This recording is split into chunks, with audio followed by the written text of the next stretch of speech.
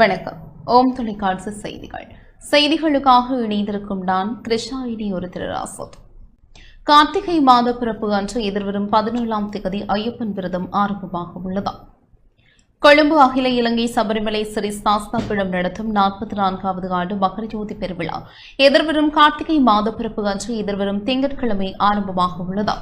இந்த மகரஜோதி பெருவிழா தொடர்பில் சர்வதேச இந்து மத குருபாளாதிபதி சபரிமலை குரு முதல்வர் மகாராஜ ராஜகுரு ஸ்ரீ ஐயப்பதாஸ் சாம்பசிவ சிவாச்சாரியார் விளக்கம் அளித்தார்.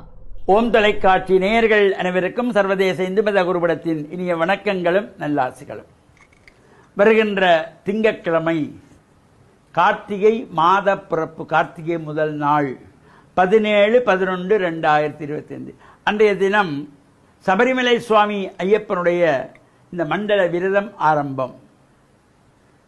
அகில இலங்கை சபரிமலை சாஸ்தாபீடத்தின் ஏற்பாட்டில் 44வது ஆண்டை நிறைவு செய்து 45வது ஆண்டாக மலை யாத்திரை செல்லுகின்றதாகிய 2026ஆம் ஆண்டு மலை யாத்திரை. இந்த சிறப்பான பூஜை வழிபாடுகள், 18ஆம் படி பூஜைகள், மலையாள பூஜைகள் சிறப்பாக நடைபெற திருவள்ளுவர் கூட்டியிருக்கின்றது.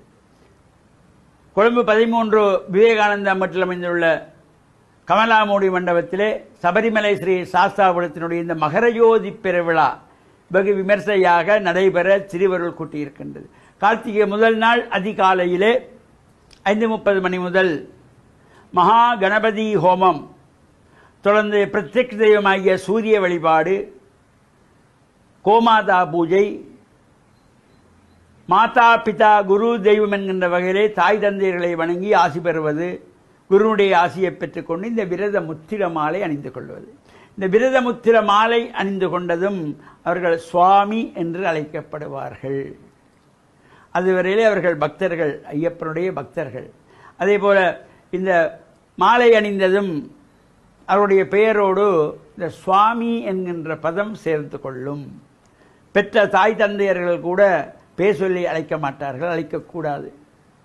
இப்போ ஒரு பிள்ளைக்கு மணிகண்டன் என்ற பெயர் என்றால் மணிகண்ட சுவாமி வாங்கோ, சுபஸ்வரன் சாமி வாங்கோ, கர்ஷானந்த் சாமி வாங்கோ, சுவாகன் சாமி வாங்கோ, ராஜா சாமி வாங்கோ என்று அந்த பேரோடு சேர்த்து சுவாமி என்ற பதத்தை சேர்த்து கொள்வார்கள்.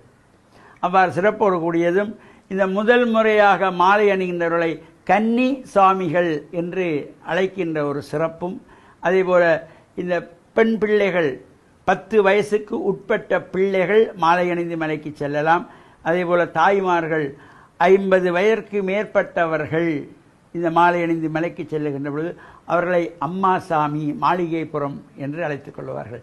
இந்த சிறு குழந்தைகளை 7 வயசு, 8 வயசு, 9 வயசு பெண் பிள்ளைகள் மாலை அணிந்தால் அவர்களை இந்த மலையாள முறைப்படி கொச்சி என்று அழைத்துக் கொள்வார்கள். அவ்வாறு சிறப்போடு கூடியதாகிய இந்த ஐயப்பனுடைய விரதம் எதிர்வருகின்ற திங்கட்கிழமை கார்த்திகை முதல் நாள் மாதப்பிறப்பன்று அகில இலங்கை சபரிமலை சாஸ்தாபீடத்திலே சிறப்பாக ஆரம்பிக்கமாக இருக்கிறது.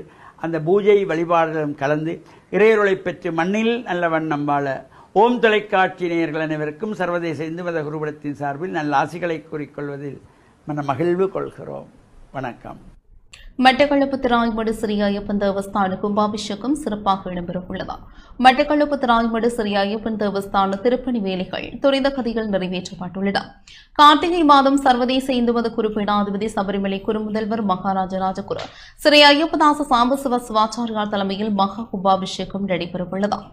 மகா கும்பாபிஷேக பத்திரிகை ஆதீன கர்த்தா ஆழிய பிரதமர் குருசுவாமி சிவஸ்ரீ பாவண்ண ஏகநாத குருக்களிடம் இந்து மத குருபீடாதிபதியினால் வழங்கி வைக்கப்பட்டது.